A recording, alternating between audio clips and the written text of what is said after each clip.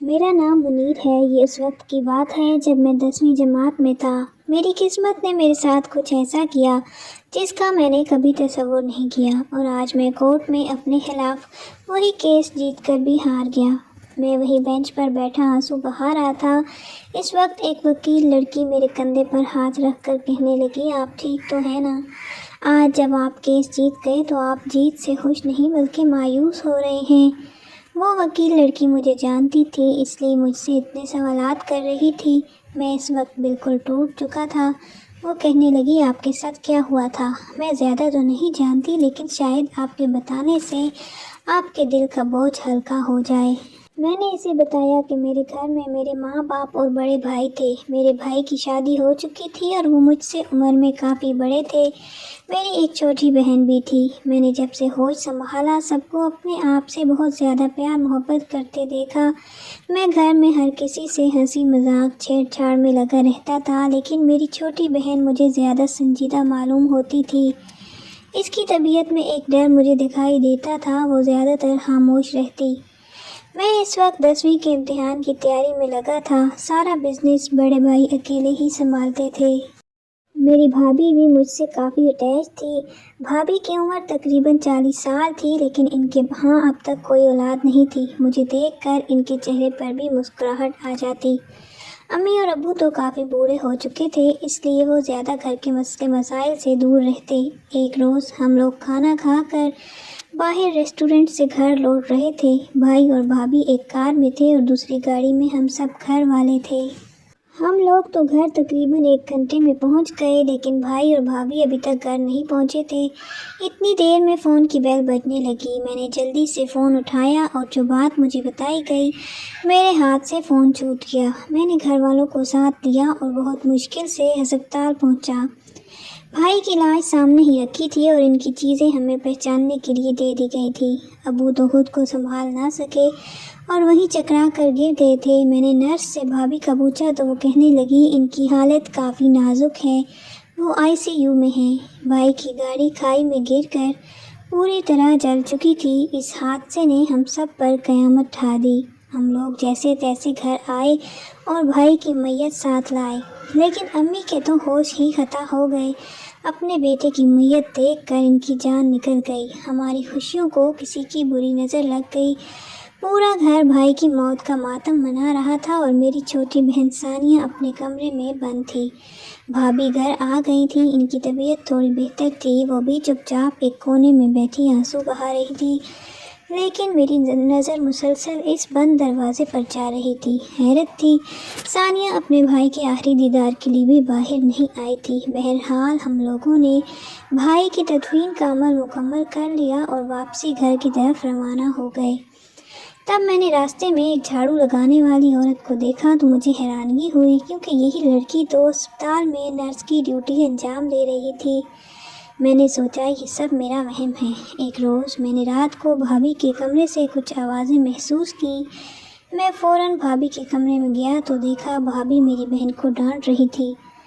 مجھے دیکھ کر ثانیہ کو گلے سے لگا لیا اور ثانیہ کو دلاسا دینے لگی، مگر ثانیہ مجھے دیکھ کر اپنے کمرے میں بھاگ گئی۔ میری تو کچھ سمجھ میں نہیں آیا تھا۔ میں چپ چاپ اپنے کمرے میں چلا گیا۔ ایک طرف ثانیہ کا برتاؤ اور دوسری طرف بزنس کی فکر مجھے کھائی جا رہی تھی۔ کچھ دن ایسے ہی گزرے۔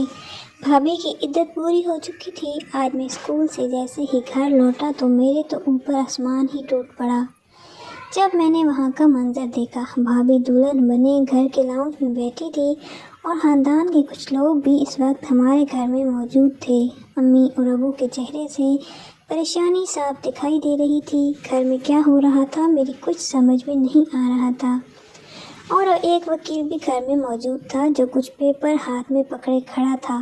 جیسے ہی میری نظر اوپر گئی، ثانیہ اپنے کمرے کے اوپر کھڑی مجھے کچھ اشارہ کر رہی تھی۔ شاید اس کے اشارے کا مطلب میرا انکار تھا، لیکن میرے کچھ بولنے سے پہلے ہی میرے ابو میرا ہاتھ پکڑ کر ایک کونے میں لے گئے اور ابو نے مجھ سے کہا۔ مجھے سن کر ایک زوردار دھچکا لگا۔ ابو مجھے بھابھی سے نکاح کرنے کو کہہ رہے تھے۔ میں نے کہا، ابو یہ سب آخر کیوں اور کیسے؟ اتنی دیر میں امی بھی وہاں چلی آئیں۔ اور کہنے لگی بیٹا اس وقت یہ ہماری عزت اور خاندان کی عزت کا سوال ہے، بس یہ سمجھ لو ہم لوگ جو فیصلہ کریں گے اسی میں ہم سب کی بہتری ہے۔ میں نے کہا آپ لوگ یہ سب کیا کہہ رہے ہیں، آپ جانتے بھی ہیں؟ اتنی دیر میں امی اور ابو میرے آگے ہاتھ جوڑنے لگے اور کہنے لگے دیکھ تیرے ہاتھ میں سب کچھ ہے۔ یہ سن کر میرا سر پھٹنے لگا کہ امی ابو یہ سب کیا کہہ رہے تھے، یہ لوگ کیوں مجھے زبردستی اس نکاح کے لیے راضی کر رہے تھے۔ پھر بھابھی جو مجھ سے عمر میں کافی بڑی تھی لیکن ثانیہ مجھے مسلسل انکار کا اشارہ کیے جا رہی تھی۔ پھر شاید بھابھی کی نظر اوپر گئی تو ثانیہ اپنے کمرے میں جا کر بند ہو گئی۔ میری سمجھ میں نہیں آ رہا تھا یہ قسمت نے مجھے کہاں لا کر کھڑا کر دیا، پہلے بھائی کی موت کا صدمہ، پھر اوپر سے اپنے ہی بھائی کی بیوہ سے نکاح۔ آخر ایسی بھی کیا مجبوری تھی جو امی اور ابو مجھ سے ہاتھ جوڑے التجا کر رہے تھے اور میری ہاں کا انتظار کر رہے تھے؟ اور پھر بھابھی کی بھی کون سی ایسی مجبوری تھی جو وہ دلہن بنے آرام سے بیٹھی تھی؟ میں نے بہت ہی مجبور ہو کر نہ چاہتے ہوئے بھی بھابھی سے نکاح کے لیے ہاں کر دی، اور میری ہاں سن کر امی ابو کی خوشی کا کوئی ٹھکانہ نہ تھا۔ وہ لوگ جلدی سے اس وکیل کے پاس گئے اور کچھ بات چیت کرنے لگے۔ ادھر میرا ذہن اب بھی کھٹک رہا تھا۔ ثانیہ مجھ سے کچھ تو کہنا چاہ رہی تھی لیکن میرا بس نہیں چل رہا تھا کہ اوپر جا کر ثانیہ سے کچھ بات کر سکتا، اور نہ ہی وقت اور حالات نے مجھے اس وقت مہلت دی۔ بہرحال بہت سوچنے سمجھنے کے بعد میں نے فیصلہ کیا کہ میں یہ نکاح کر لوں، لیکن کمرے میں جاتے ہی بھابھی کو 3 بار طلاق بول کر یہ گھر چھوڑ کر ہمیشہ کے لیے کہیں اور کسی جگہ چلا جاؤں۔ پھر جو ہوگا دیکھا جائے گا۔ میں اپنے کمرے میں گیا اور فریش ہو کر لاؤنج میں آ گیا۔ ادھر امی اور ابو وکیل سے مسلسل باتیں کیے جا رہے تھے لیکن میرے دل و دماغ نے تو کام کرنا ہی چھوڑ دیا تھا۔ اوپر دیکھتا تو ثانیہ کا کمرہ بند ہوتا، بھابھی کی طرف دیکھتا تو ان کی ایک عجیب سی مسکراہٹ میرے دل میں شک پیدا کر رہی تھی، لیکن میری سمجھ میں کچھ نہیں آ رہا تھا۔ کچھ دیر بعد ابو اور امی میرے پاس آئے اور میرے آگے پیپر رکھ دیے، کہنے لگے یہ نکاح کے پیپر ہیں، ان پر اپنے دستخط کر دو۔ میں نے بہت سوچا لیکن میرے پاس اور کوئی راستہ نہ تھا۔ نکاح پڑھانے کے بعد نکاح کے پیپرز بھابھی اور میرے دستخط ہو گئے اور اب بھابھی میرے نکاح میں تھی۔ مجھے نہایت شرم محسوس ہو رہی تھی۔ ایک تو بھابھی مجھ سے عمر میں کافی بڑی اور اوپر سے میں نے انہیں ہمیشہ اپنی ماں کے روپ میں دیکھا تھا، اور اب یہ سب کچھ میری سمجھ سے باہر تھا۔ کچھ دیر بعد سب مہمان اپنے گھروں کو جا چکے اور میں اکیلا تنہا اپنے گھر کے لاؤنج میں بیٹھا تھا۔ بھابھی کو امی ان کے کمرے میں چھوڑ آئی اور اب مجھ سے بھابھی کے ساتھ بھائی اور بھابھی کے کمرے میں رہنا تھا۔ مجھے سوچ سوچ کر شرمندگی محسوس ہو رہی تھی، بھابھی کے ساتھ میں بھائی کی جگہ کیسے لے سکتا ہوں؟ اور میرے گھر والوں نے بھی ذرا لحاظ نہ کیا اور میرا اور بھابھی کا نکاح کر ڈالا۔ میں بہت غصے میں تھا۔ میں نے یہ سوچ رکھا تھا کہ کمرے میں جاتے ہی بھابھی کو طلاق دے دوں گا اور پوچھوں گا کہ آخر ایسی کون سی مجبوری آن پڑی کہ یہ سب کرنا ضروری ہو گیا۔ میں غصے میں بھرا بھابھی کے کمرے کی طرف جا رہا تھا۔ میرے کانوں میں کچھ محسوس ہو رہی تھی لیکن میں اس وقت کچھ بھی سوچنے سمجھنے کے قابل نہیں تھا۔ میں کمرے کی طرف قدم بڑھاتا گیا اور جیسے ہی دروازے کے پاس پہنچا تو اندر سے آنے والی آوازیں سن کر مجھے اپنے کانوں پر یقین نہیں آ رہا تھا۔ میں نے اس وقت اندر جانا مناسب نہ سمجھا اور چھپ کر کھڑکی سے دیکھا تو میرے ہوش اڑ گئے۔ میرا فوت شدہ بھائی اور بھابھی ہاتھوں میں ہاتھ ڈالے ایک ساتھ بیٹھے ہوئے تھے، اور جب میں نے ان کی باتیں سنی تو نہ تو مجھے اپنے کانوں پر یقین آ رہا تھا اور نہ ہی اپنی آنکھوں پر کہ میں نے جو کچھ دیکھا وہی سچ تھا یا پھر بات کچھ اور تھی۔ میں اس وقت اپنی قسمت کو کوس رہا تھا کہ میں تو بچپن سے خوشحال زندگی گزار رہا تھا، لیکن پھر یہ سب اچانک میرے ساتھ کیا ہو رہا ہے؟ آخر کون ہے جو مجھے ان تمام سوالات کے جوابات دیتا؟ پھر مجھے اپنی بہن ثانیہ کا خیال آیا اور میں دوڑا دوڑا اس کے کمرے میں گیا اور زور و شور سے ثانیہ کے کمرے کا دروازہ بجانے لگا۔ کافی دیر بعد ثانیہ نے دروازہ کھولا۔ میں نے اندر جا کر دروازہ اندر سے لاک کیا۔ وہ مجھے دیکھ کر رونے لگی۔ فی الحال میں نے اس وقت تو ثانیہ کو تسلی دی۔ میں نے کہا ثانیہ یہ سب میرے ساتھ کیا ہو رہا ہے اور آخر تم بھی بالکل چپ ہو۔ میں نے روتے ہوئے اپنی بہن ثانیہ کے آگے ہاتھ جوڑ دیے۔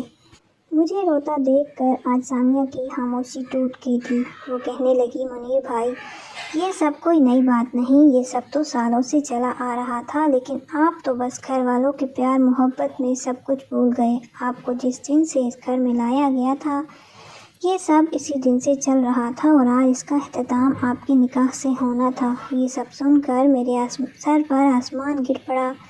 میں تو کچھ بھی نہیں جانتا تھا کہ ثانیہ میرے ماضی کے بارے میں کیا کہہ رہی ہے، لیکن یہ میری سمجھ سے بالکل باہر تھا۔ آخر میرے ماضی کا اس نکاح سے کیا تعلق، اور پھر میرا فوت شدہ بھائی زندہ کیسے ہو گیا؟ میں روتے ہوئے یہ سب اس وکیل لڑکی کو بتا رہا تھا اور وہ میری کہانی بہت ہی دلچسپی سے سن رہی تھی۔ میں نے کہا، حقیقت جاننے کے بعد میرا خون کھول اٹھا۔ میں نے اور ثانیہ نے سارے ثبوت اکٹھے کیے اور ان سب کے خلاف کیس کر دیا، اور آج مسلسل پیشیوں کے بعد میری اور ثانیہ کی گواہی سے یہ کیس میں جیت کر بھی ہار گیا ہوں۔ جیت ضرور میری قسمت میں لکھی تھی، لیکن میرے اپنوں کا ساتھ میری قسمت میں بس اتنا ہی لکھا تھا۔ میری بات سن کر وہ وکیل کہنے لگی، آخر آپ کا ماضی کیا تھا، اور آپ نے اس رات بھابھی کے کمرے میں کیا دیکھا تھا، اور ثانیہ نے آپ کو کون سی سچائی بتائی؟ اس وکیل لڑکی نے ایک بار پھر میرے زخم ہرے کر دیے۔ میں یہ سن کر رونے لگا۔ مجھے اپنا ماضی یاد آ گیا تھا۔ میں نے کہا، میں اس وقت 3 سال کا تھا جب میرے بھائی اور بھابھی مجھے اپنے گھر میں لائے تھے۔ در حقیقت میں ان کا سگا بھائی نہیں تھا، بلکہ میں ان کے دور کے رشتہ داروں کا بچہ تھا، لیکن بچپن میں ایک حادثے میں میرے والدین کی وفات ہو گئی تھی۔ تب ان کی وفات پر پورا خاندان جمع تھا اور ہر کوئی مجھے اپنے گھر لے جانا چاہتا تھا، لیکن بھائی اور بھابھی کے بہت اصرار پر مجھے ان کے حوالے کر دیا گیا، کیونکہ ان کی کوئی اولاد نہیں تھی اور خاندان والوں کو لگتا تھا کہ ان کے گھر کوئی اولاد نہیں ہے تو وہ لوگ میری ذمہ داری اچھے سے نبھا سکتے تھے۔ اس لیے 3 سال کی عمر میں بھائی بھابھی مجھے اپنے گھر لے گئے تھے، جہاں میری پرورش میری سوچ سے بھی بڑھ کر کی گئی۔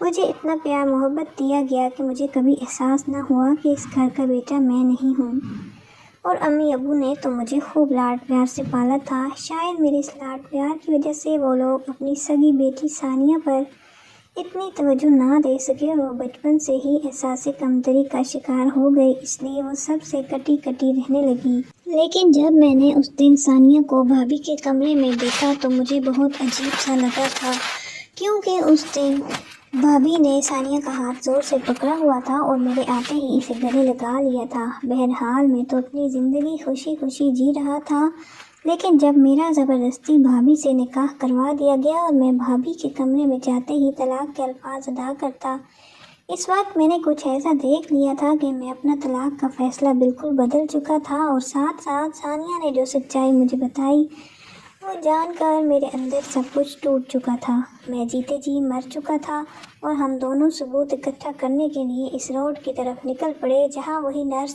جھاڑو لگایا کرتی تھی جسے میں نے اس دن اسپتال میں نرس کے لباس میں دیکھا تھا۔ وہ ہمیں دیکھ کر بھاگنے لگی، لیکن جیسے ہی ہم نے اسے تھوڑے پیسوں کی لالچ دی وہ ساری سچائی اگلنے لگی۔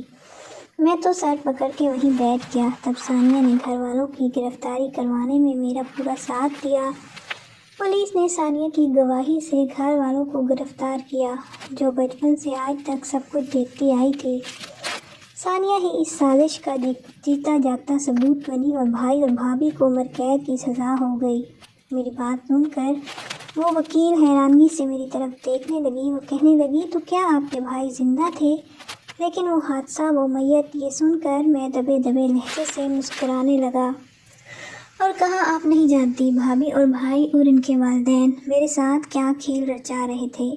وہ کہنے لگے، بچپن سے جوانی تک ان کی پرورش میں کوئی کمی میسر نہ تھی، پھر کیسے وہ لوگ آپ کے ساتھ کھیل کھیل گئے؟ اچانک ثانیہ بھی اسی وقت مجھے ڈھونڈتے ہوئے میرے پاس آ گئی۔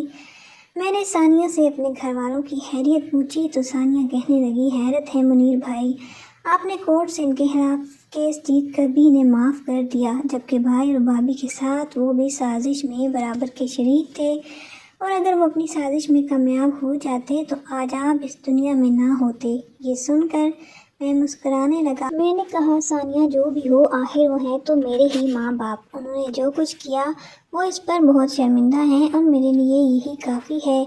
हाँ, मेरा बस नहीं चला, मैं तो भाई और भाभी को भी माफ़ कर देता, लेकिन सानिया तुमने मुझे ऐसा करने से रोक दिया। सानिया कहने लगी, बचपन से लेकर आज तक जो कुछ हुआ, भाई और भाभी ही आपके असली गुनहगार हैं, लेकिन ये आपका बड़ापन था कि सब कुछ जानकर भी आपने कभी भाई और भाभी से कोई सवाल नहीं किया। हैरत है मुनीर भाई, वो वकील लड़की कहने लगी। आखिर तुम लोग मुझे बताते क्यों नहीं? आखिर इस रात तुमने भाभी और भाई के कमरे में क्या देखा था? और सानिया, तुम सब जानते हुए भी इतने सालों क्यों चुप रही? सानिया कहने लगी, आगे की तफसील मैं बताती हूँ। सानिया कहने लगी, मैं बचपन से चुप इसलिए रहती थी कि मुझे मुनीर भाई से जलन थी। मैं जानती थी वो हमारे सगे भाई नहीं, सगी बेटी होने के बावजूद अम्मी, अबू और भाभी भाई की सारी तवज्जो मुनीर भाई की तरफ थी। लेकिन जब मैंने सच्चाई को परखा तो मेरे होश उड़ गए कि मेरे घर वाले इतने गिरे हुए कैसे हो सकते हैं। जिस रात भाभी से मुनीर भाई का निकाह हुआ, इस रात मुनीर भाई गुस्से में तलाक देने के लिए भाभी के कमरे में जा रहे थे। तब भाई ने जानी बेजानी सी आवाज़ सुनी जो भाभी के कमरे से आ रही थी, और फिर इन्हें लगा कि अंदर कोई मौजूद है, भाभी से बातें कर रहा है। तब भाई ने खिड़की से छुप कर देखा तो उनके ऊपर तो कयामत टूट पड़ी। अंदर भाभी के साथ बैठा हुआ इंसान कोई और नहीं बल्कि बड़े भाई थे, वही भाई जिनकी कुछ महीने पहले वफात हो गई थी और घर वालों के सर इतना बड़ा गम आ गिरा था।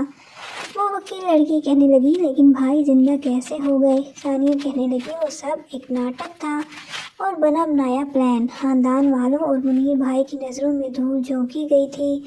घर वालों को ऐसी मैयत दिखा दी गई जो पूरी तरह जलकर खाक हो गई थी और इसकी शिनाख्त करना मुमकिन नहीं था। अस्पताल वालों को भी पैसे खिलाए गए और फिर ऊपर से भाभी ने रोने पीटने का नाटक किया और मुनीर भाई का दिल मौम कर दिया। इस दिन मुनीर भाई ने देखा कि भाई और भाभी दोनों एक साथ बैठे हुए थे। एक बंदूक बड़े भाई के हाथ में थी और इनका प्लान ये था कि कमरे में आते ही मुनीर भाई को मार दिया जाएगा और कि सबकी नज़रों में ये दिखाया जाएगा कि मुनीर इस शादी पर खुश नहीं था, इसलिए इसने खुदकुशी करके अपनी जान ले ली। भाभी और भैया हंस रहे थे और कहने लगे, हमारा मुनीर को घर लाने का सालों पुराना मकसद आज पूरा हो जाएगा। लेकिन मुनीर भाई को यकीन नहीं आ रहा था। फिर हम इस नर्स लड़की के पास दौड़े और इसका बयान रिकॉर्ड किया कि इसे पैसों की लालच देकर नर्स के कपड़ों में अस्पताल में ये सब करने को भाई और भाभी ने ही कहा था। वो वकील लड़की ये सब सुनकर कहने लगी, वो सब तो ठीक है, लेकिन भाई और भाभी का ये सब करने की असल वजह क्या थी? सानिया हंस पड़ी, कहने लगी, पैसा पैसा और बस पैसा। लालच इंसान को हर बुरा काम करने पर मजबूर कर देती है। मुनीर भाई के मरने के बाद उनकी सारी जायदाद, दौलत, सारा कारोबार और बिजनेस, बहुत कुछ मुनीर भाई के नाम था। हकीकत तो ये है कि हम लोग एक गरीब घराने से ताल्लुक़ रखते थे और जब मुनीर भाई के वालिदैन फौत हुए तब भाई के वालिद बहुत बड़े बिजनेसमैन थे, मार्केट में 100 से ज़ायद दुकानों के मालिक। और ताज्जुब की बात यह कि ना ही इनका कोई भाई था और ना ही बहन, और वालिदैन भी वफात पा गए थे, यानी इनके आगे पीछे कोई ना था। सारी जायदाद मुनीर भाई की थी। तब भाभी और भैया रो पड़े कि हम बे औलाद हैं, मुनीर की परवरिश हम माँ बाप बनकर पालेंगे। यहाँ तक तो सही था, मगर जिस दिन से मुझे पता चला मुनीर भाई को प्लान के मुताबिक मार दिया जाएगा, इस दिन से मैं अपने घर वालों के खिलाफ हो गई। ठीक है, मैं मुनीर भाई से हसद ज़रूर करती थी, मगर मैं इन्हें यूँ मरता नहीं देख सकती थी। और जब मैंने इस सब की मुखालफत की तो मेरा सगा भाई और भाभी और मेरे सगे माँ बाप ने मुझे कमरे में मारा और बंद कमरे में मारा करते और कहते, तुम अपनी ज़बान बंद रखोगी, किसी से कुछ नहीं कहोगी, वरना वो तो मुझे भी मार देंगे। इसलिए मैं चुपचाप घर में रहती। लेकिन जब मैं मुनीर भाई को देखती तो मेरा दिल तड़प सा जाता कि चंद दिनों बाद मुनीर भाई हमें छोड़कर चले जाएंगे। और फिर मुनीर भाई की उम्र में अभी बहुत वक्त था। इस बात का फ़ायदा उठाकर भाई और भाभी इस मकसद के तहत मुनीर भाई को घर ले आए और इसे प्यार मोहब्बत से पाल पोस कर बड़ा किया। लेकिन जैसे ही इनकी उम्र 16 साल हुई, इनके माँ बाप की वसीयत के मुताबिक जो कुछ इनका था वो मुनीर भाई के नाम हो गया। शादी के बाद अगर मुनीर भाई को कुछ हो जाता तो सारी जायदाद इनकी बीवी के नाम हो जानी थी, और ये सब खेल इस बिना पर खेला गया। भाभी से इस निकाह के लिए मुनीर भाई को मजबूर किया गया। تاکہ گھر کا پیسہ گھر میں رہے، کیونکہ بھائی جانتے تھے جو بزنس وہ سالوں سے سنبھالتے آئے تھے وہ اب منیر کے نام ہو جانا تھا۔ بس اس طرح گھر والوں نے ساری سازش کی اور منیر بھائی کی دولت ناجائز طریقے سے ہڑپ کرنے کی کوشش کی، لیکن قدرت نے سب ٹھیک کر دیا اور منیر بھائی کے گناہ گاروں کو ان کے کیے کی سزا کورٹ نے عمر بھر قید کی صورت میں سنا دی۔ مگر آخری وقت میں منیر بھائی نے سب کو معاف کر دیا۔ وہ اپنے والدین کو اور بھائی کو یوں جیل میں نہیں دیکھ سکتے تھے۔ اس وکیل لڑکی نے بھائی سے شادی کر لی تھی اور آج میں بھائی کے ساتھ رہ رہی ہوں۔ بڑے بھائی اور والدین اپنے کیے پر بہت شرمندہ ہیں۔ بھائی اور میں ان سے اکثر ملنے جایا کرتے ہیں، مگر ہم رہتے الگ گھر میں ہیں۔ آج پھر سے ہماری زندگی میں خوشیاں آ گئی ہیں۔